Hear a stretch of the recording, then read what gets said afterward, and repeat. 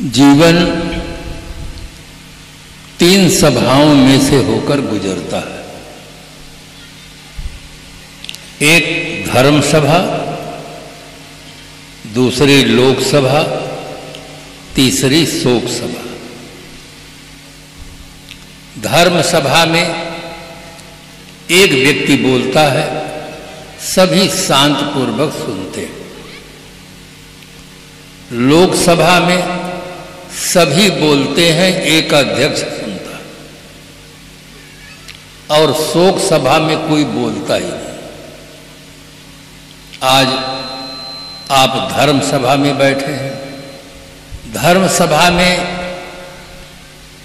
सत्य असत्य का यथार्थ बोध होता है, बंध मोक्ष का यथार्थ बोध होता है, सुख दुख का यथार्थ बोध होता है और जीवन जीने की कला मिलती है।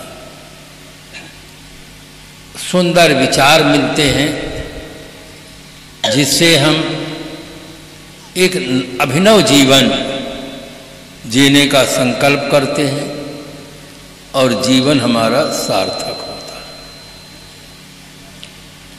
प्राणी जगत में मानव श्रेष्ठतम प्राणी है और वो दो भागों में विभक्त है, एक नर और एक नारी। दोनों में कोई बड़ा नहीं, कोई छोटा नहीं, दोनों समान प्राणी हैं। दोनों को भौतिक विकास करने का, आध्यात्मिक विकास करने का जन्म सिद्ध समानाधिकार प्राप्त है। इसलिए प्रत्येक नर नारी का पावन कर्तव्य है जीवन गुजर के लिए भौतिक विकास करते हुए अपने विकास की ओर ध्यान जाना चाहिए। आज आदमी चीजों का विकास बहुत अच्छा किया है। थोड़ी सी भूल हुई है, जीवन को नंबर 2 में रखा और चीजों को नंबर 1 में रखा। इसलिए चीजों का विकास बहुत अच्छा हुआ। अपनी तरफ ध्यान कम गया है, इसलिए उधर विकास कम हुआ। अगर उधर विकास होता तो आज अपहरण नहीं होता, बलात्कार नहीं होता, दुर्व्यसन की समस्या नहीं होती, भ्रष्टाचार की समस्या नहीं होती, अवैध संतानों की समस्या नहीं होती। यदि आदमी अपना विकास किया होता तो ये समस्याएं नहीं होती। आज चीजों का विकास बहुत अच्छा है। आर्थिक संपन्नता के बावजूद भी आदमी भीतर से दुखी है, अशांत है। क्या कारण है? इसका उत्तर देते हुए किसी ने बहुत सुंदर ढंग से कहा है, आज आदमी के पास TV set, sofa set, dinner set, golden set, diamond set, सब सेट है, केवल माइंड अपसेट है। उसके पास सब सेट है, केवल उसका माइंड अपसेट है, उसकी सोच सही नहीं। गांधी जी ने हमें 3 बंदर दिए। एक बंदर दोनों हाथ से आंख बंद किए, एक बंदर दोनों हाथ से कान बंद किए, एक बंदर दोनों हाथ से आंख बंद किए। आंख, कान और मुंह मनुष्य बुद्धिजीवी प्राणी संकेत से शिक्षा देता है कि बुरा मत देखो, बुरा मत सुनो, बुरा मत बोलो। शिक्षा महत्वपूर्ण है, किंतु मूल में भूल हो गई। एक बंदर गांधी जी और बनाए होते और वो दोनों हाथ माथे पर रखता, संकेत देता कि बुरा मत सोचो। जब आदमी बुरा सोचता है तभी बुरा बोलता है, तभी बुरा देखता है, तभी बुरा सुनता है। मूल में भूल हो गई है। आदमी की आज सोच सही नहीं, सोच सही न होने पर, धन होने पर भी सुखी नहीं है। तमाम भौतिक उपलब्धियां होने के बाद भी दुखी है। गरीबों की समस्या है, भूख लगे तो खाएं क्या। गरीबों की समस्या है, भूख लगे तो खाएं क्या। अमीरों की समस्या है, क्या खाएं तो भूख लगे। कुंवारों की समस्या है, शादी कैसे हो। शादी वालों की समस्या है, इस झंझट से छूटे कैसे। गरीबों की समस्या है, सोने के लिए बिछौना नहीं। अमीरों की समस्या है, बिछौने बहुत है पर नींद नहीं। पत्नी की समस्या है, पति अकल से सुंदर नहीं। सिगरेट पीता है, शराब पीता है, गाली बकता है। पत्नी की समस्या है, पति अकल से सुंदर नहीं। अब पति की समस्या है, पत्नी शकल से सुंदर नहीं। सब जगह समस्याओं का अंबार लगा हुआ। जब तक आदमी की भीतर की सोच सही नहीं होती, तब तक आदमी सुखी नहीं हो सकता है। चाहे वो जिस पद पर पहुंच जाए, चाहे वो जितना वैभव इकट्ठा कर ले, भीतर की सोच अगर सही नहीं हो तो आदमी सुखी नहीं हो सकता। अमेरिका का एक व्यक्ति था, उसका नाम था एंड्रो कार्नेगी। उसके पास 10 अरब डॉलर नगद रुपया था। उस जमाने में विश्व का वो सबसे बड़ा धनवान आदमी था। मित्रों ने पूछा कि आप संसार से विदा होने का समय आ गया है, संसार से संतुष्ट होकर, प्रसन्न होकर जा रहे हो। तब उसने कहा, चलते समय मेरा दिल क्यों दुखाते। मेरे समान दुनिया में कोई दुखी आदमी नहीं। मित्रों को बड़ा आश्चर्य हुआ। उन्होंने कहा, क्या आपके न रहने पर हम यही संदेश देंगे कि दुनिया का सबसे बड़ा धनवान आदमी, दुनिया का सबसे बड़ा दुखी आदमी था। आप इसका राज खोलिए, आपको क्या नहीं मिला है, आप क्या नहीं कर पाए। तब उसने कहा, मैंने सोचा था कि जीवन के अंतिम क्षण तक में 100 अरब डॉलर रुपया कमाऊं, जिसमें 10 अरब डॉलर रुपया कमाया, 90 अरब डॉलर घाटे से मैं मर रहा। जिस आदमी को 90 अरब डॉलर घाटा महसूस होगा, वो आदमी सचमुच दुनिया का सबसे बड़ा दुखी आदमी। आदमी की सोच भर सही न हो तो आदमी सुखी नहीं हो सकता है। जिसके पुत्र नहीं हैं वे भी दुखी हैं, और जिनके पुत्र हैं अगर वो खराब चाल चलन के हैं, माता पिता को सेंट्रल जेल की हवा खिलाते हैं तो दुखी हैं, अमेरिका रूस चले गए अब देखने को नहीं मिलते तो दुखी हैं। भीतर की सोच भर अगर आदमी की सही न हो तो आदमी सुखी नहीं हो सकता। आदमी का माइंड सेट होना चाहिए। माइंड सेट होता है बात से, बात से ही माइंड सेट होगा। इसीलिए सत्संग की बहुत बड़ी महिमा कही गई है। महाराज गोस्वामी जी ने कहा, मत कीरत गत भूत भलाई, जब जेहि जतन जहां जेहि पाई, सो जानब सत्संग प्रभाव, लोकहु वेद न आनो। सत्संग कल्याण के जितने साधन हैं उन सब में सबल साधन सत्संग है। सत्संग से व्यक्ति को एक सुंदर प्रेरणा मिलती है, बल मिलता है, और आदमी के जीवन की दिशा और दशा में आमूल परिवर्तन हो जाता है। इसलिए आप सब बहुत सौभाग्यशाली हैं। 3 दिनों का आपको समय मिला। अभी माताओं पर श्री क्षेमेंद्र साहब जी बहुत सुंदर प्रकाश डाले। हमारे साथी लोग सब एक एक विषय को बताए कि केवल भौतिक विकास नहीं, अपना विकास भी करो। आज आदमी बहुत कुछ जाना है, बहुत कुछ पाया है, किंतु जीने की कला न जानने के कारण जीवन वरदान नहीं बन पा रहा। सीने में सीने को जो सीना नहीं जानता, गर सांच पूछिए मुझसे तो जीना नहीं जानता।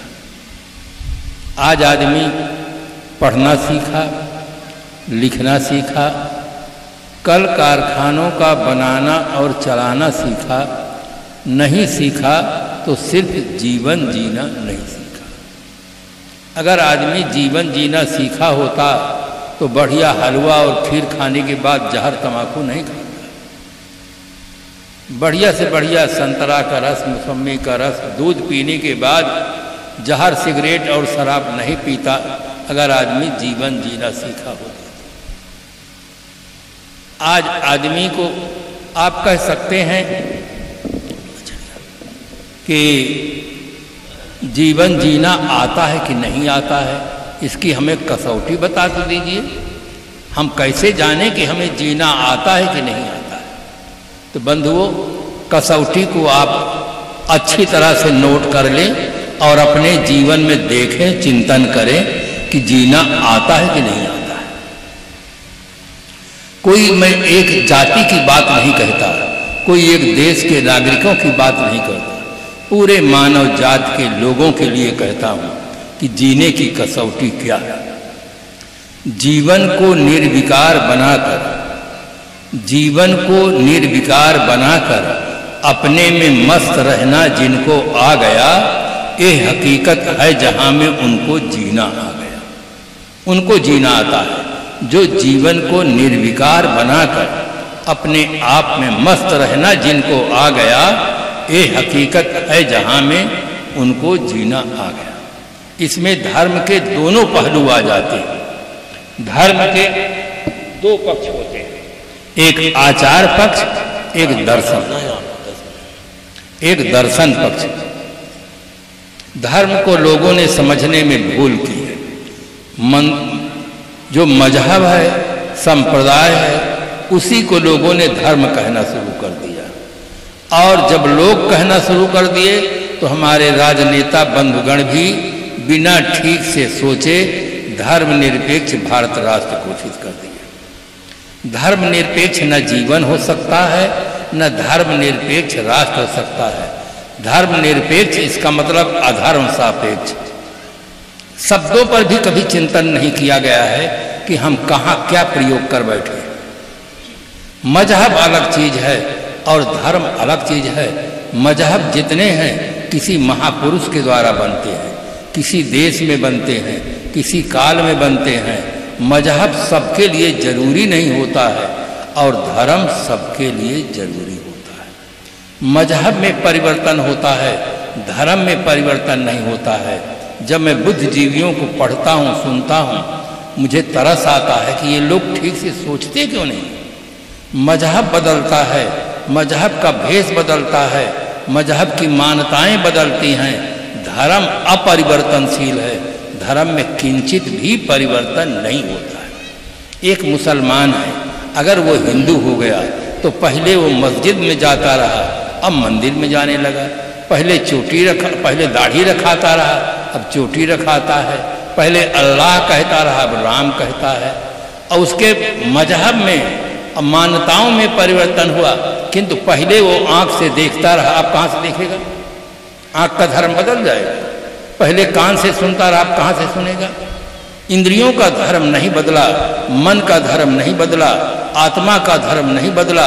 पहले भी आदमी दुख से छुटकारा चाहता था, सुख चाहता था, शांति चाहता था, अब भी वही चाहता है। धर्म में किंचित भी परिवर्तन नहीं होता, केवल मजहब बदलता है, मजहब का भेष बदलता है, मजहब की मान्यताएं बदलती हैं और ये मजहब ही लड़ना सिखाता है। धर्म में किंचित भी लड़ने की जगह नहीं है। धर्म में संदेह नहीं हो सकता है। धर्म अपरिवर्तनशील तत्व है, उसको लोगों ने समझने का प्रयास नहीं किया, केवल धर्म को बदनाम किया है। मजहबी मान्यताओं के कारण से रक्तपात हुआ है। जितने मंदिर मस्जिद तोड़े गए, ये सब मजहबी चक्कर है, धर्म से इसे कोई लेना देना नहीं। मनु जी ने बहुत साफ साफ कहा, धृति ही क्षमा दमो सेयम शौच मिंद्री निग्रह धीर विद्या सत्य में क्रोधो दशकम धर्म लक्षण। धर्म के जहाँ 10 लक्षण बताए गए हैं, एक भी लक्षण ऐसा नहीं है जो किसी मानव के लिए जरूरी ना हो। धृति का सामान्य अर्थ धैर्य होता है। वेदव्यास जी ने इसका विशाल अर्थ किया, जिह्वोपस्थ जयो धृति ही। जिह्वा और उपस्थ इन 2 इंद्रियों पर जय प्राप्त करने का नाम धृति है। आज जिह्वा पर आदमी का नियंत्रण नहीं रहा। सुबह से लेकर शाम तक हजारों नहीं लाखों प्राणियों की रोज हत्या होती है। बकरा, मुर्गा, कबूतर, मछली, कितने प्राणी काटे जाते हैं। कौन खाता है? आदमी खाता है। और कितना दुर्व्यसन में पैसा हमारे देश का चला जा रहा है। जिह्वा पर नियंत्रण होता तो ये दुर्व्यसन नहीं होता, मांसाहार नहीं होता। जिह्वा पर कोई नियंत्रण नहीं है।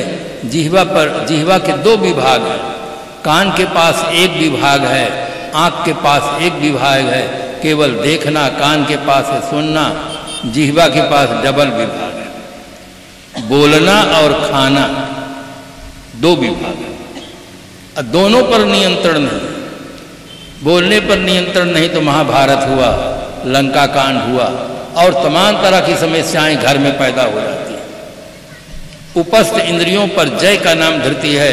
अगर आज आदमी अपने लिए जितनी गाड़ी बनाया है, साइकिल है, स्कूटर है, मोटर है, रेल है, वायुयान, सब गाड़ी में ब्रेक का प्रयोग किया। छोटी सी छोटी गाड़ी बनाया है, उसमें भी ब्रेक है, किंतु जीवन रूपी गाड़ी में कोई ब्रेक नहीं है।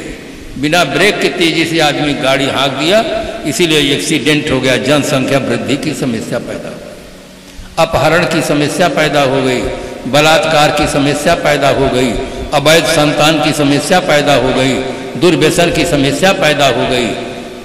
मैं तो कहता हूँ धर्म का केवल एक लक्षण अगर आदमी धारण कर ले तो विश्व में शांति और सुव्यवस्था अपने आप हो जाएगी। बिना संविधान के, बिना प्रशासन के ये सब हो सकता है अगर धर्म का एक लक्षण आदमी खाली धारण कर ले। धर्म वो तत्व है जिसके धारण करने से आदमी सुखपूर्वक जीवन जीता है। आज धर्म के मजहब धर्म को एक मान लिया गया है, बस यहीं से भूल हो गई। मेरी पुस्तक है, यहाँ समाप्त है, जीवन सौरभ नाम की पुस्तक है। उसमें धर्म और संप्रदाय का विशेष करके अंतर लिखा गया है कि धर्म क्या चीज है, संप्रदाय क्या चीज है। धर्म को अगर एक शब्द में कहा जाए तो धर्म है सदाचरण। इंगरसोन ने लिखा, ह्यूमैनिटी दी ओनली रिलीजन, मानवता ही केवल धर्म है। जैसे विभिन्न नदियां समुद्र में आकर मिल जाती हैं, इसी प्रकार से दुनिया के सारे संप्रदाय मानवता में आकर मिल जाते हैं। मानवता सबका मिलन केंद्र बिंदु है। दर्शन पक्ष में मेल नहीं है, कोई कुछ मानता है, कोई कुछ मानता है। दर्शन पक्ष में मेल नहीं है, आचरण पक्ष में मेल है। तो मानवता की जरूरत, मानवता ये सार्वभौम धर्म है। आचारा परमो धर्म, आचारा प्रथमो धर्म, आचारहीनम न पुनन्ति वेदाः। आचरणहीन व्यक्ति को वेद भी पवित्र नहीं कर सकता है। हम अपने ग्रंथों को ठीक से चिंतन नहीं करते, मनन नहीं करते हैं। जहाँ कितनी सुंदर सुंदर बातें लिखी गई हैं, वैज्ञानिक ढंग से उसका आज चिंतन किया जाए तो धार्मिक ग्रंथों में हमारे जीवन की समस्याओं का समाधान लिखा हुआ। संत सम्राट सदगुरु कबीर साहब ने बहुत बड़ी समस्या का समाधान दिया है, छोटे से शब्दों में दिया कि जो रहे करवा सो निकले टूटी। जो करवा में होता है वो टूटी से निकलता है, जो भीतर होता है वही बाहर निकलता है। आदमी का मस्तिष्क ये करवा है और जैसे उसके विचार होते हैं इंद्रियों से वैसे कर्म होते हैं। यदि हम कर्म में परिवर्तन करना चाहते हैं तो अपने विचारों में परिवर्तन करें। सत्संग से आदमी के विचारों में परिवर्तन होता है, उसको साहस होता है कि हम भी ऐसा जीवन जी सकते हैं। अगर तुम ठान लो तारे गगन के तोड़ सकते हो, अगर तुम ठान लो तूफान का पथ मोड़ सकते हो, अगर तुम ठान लो तो विश्व के इतिहास में अपने सुयश का एक नव अध्याय भी तुम जोड़ सकते हो। जो गढ़ के न रह जाए वो निशानी कैसी, जिसको न दोहराए दुनिया वो कहानी कैसी। हौसला बुलंद, नियत साफ, मकसद ऊंचा, ये जो जवानी में नहीं तो जवानी कैसी। अगर आदमी के अंदर जवानी है, उसका हौसला बुलंद नहीं है, लक्ष्य ऊंचा नहीं है, तो जवानी किस काम की। इसलिए सत्संग में आकर के ठीक से हम जीवन जीना सीखें। परस्पर में, सामाजिक जीवन में सबसे ज़्यादा जो आवश्यक तत्व है वो है प्रेम। साहब ने इसीलिए इंकलाबी भाषा में कहा, पोथी पढ़ पढ़ जग मुआ, पंडित भया न कोय, ढाई आखर प्रेम का पढ़े से पंडित। प्रेम एक ऐसा तत्व है जो सबको जोड़ता है। प्रेम है तो देखो हम आप सब कहाँ कहाँ से आए हैं, सब एक जगह पर बैठे हैं। मिलना मंजूर तो बंबई नहीं दूर, और मिलना ना मंजूर तो चौखट बड़ी दूर। परस्पर में प्रेम चाहिए, भाई भाई में, पिता पुत्र में, सास बहू में, नंद भौजाई में। एक ऐसा तत्व है जो एक में मिला कर रखता है और जीवन में सदाचार की प्रधानता दे। Good character is the main foundation of life. सदाचार जीवन का प्रधान स्तंभ है। चरित्र सर्वोपरि सत्ता है। आदमी का चरित्र ही उसकी सबसे बड़ी दौलत है। जितनी दौलत मानी जाती है संसार में, सबसे बड़ी दौलत उसका चरित्र है। चरित्र गिरने पर ही आदमी को सेंटर जेल जाना पड़ता है। चरित्र मूल चीज है। चरित्र के कारण ही आदमी आज उनकी मूर्ति बनाकर लोग उनको पूजते हैं, उनको देवी कहते हैं, देवता कहते हैं। ये उनकी मूर्ति बना करके चरित्र के नाते हम उनकी पूजा करते हैं। उनको देखे भी नहीं, कोई हमारे सगे संबंधी भी नहीं, देखे भी नहीं, किंतु उनका चरित्र महान था, इसलिए हम उनकी पूजा करते हैं। इसलिए हर आदमी को इस दिशा में सोचना चाहिए। हम सत्संग में आए हैं, जो सुने हैं उसे अपने जीवन में प्रयोग करें। हर आदमी को शाकाहारी होना चाहिए। कभी भी जो आज का किया जा रहा है कि संडे हो या मंडे रोज खाओ अंडे, बहुत गलत है। ये अंडा में विटामिन कहते हैं बहुत होता है। हम कहते हैं हमारे यहाँ देहात में घोड़ा अंडा नहीं खाता, हाथी अंडा नहीं खाता, सांड अंडा नहीं खाता, भैंसा अंडा नहीं खाता। देख लो कौन तगड़ा है कौन नहीं।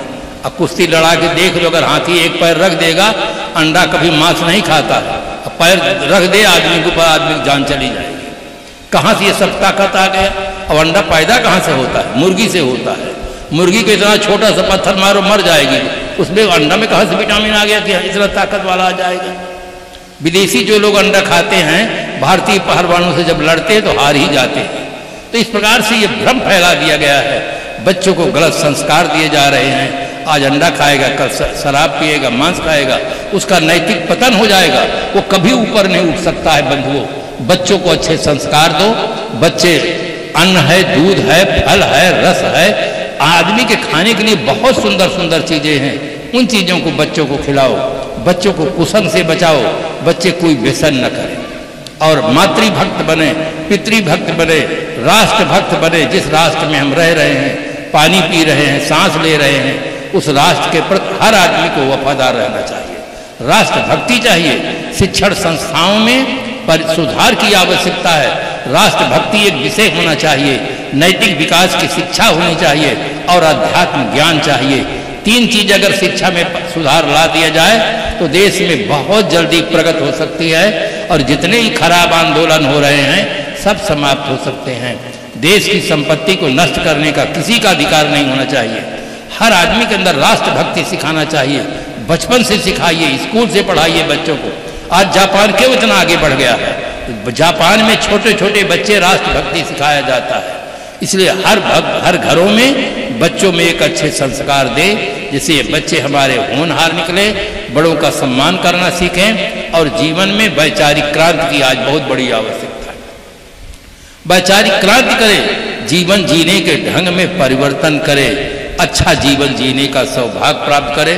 कार्यक्रम के आयोजकों को मैं साधु समाज की ओर से बहुत बहुत धन्यवाद देता हूं कि आपने बहुत पुनीत कार्य किया है और यहाँ के नागरिकों को, सभा में उपस्थित सभी सत्संगी भाइयों को, बहनों को, माताओं को बहुत बहुत शुभकामनाएं। इसी प्रकार से समाज में संगठन बना रहे, प्रेम रहे, समय समय से इनको सुंदर प्रेरणा मिलती रहे, जिससे हम एक अच्छा जीवन जिए, हमारा जीवन सार्थक हो। इन्हीं शुभकामनाओं के साथ अपनी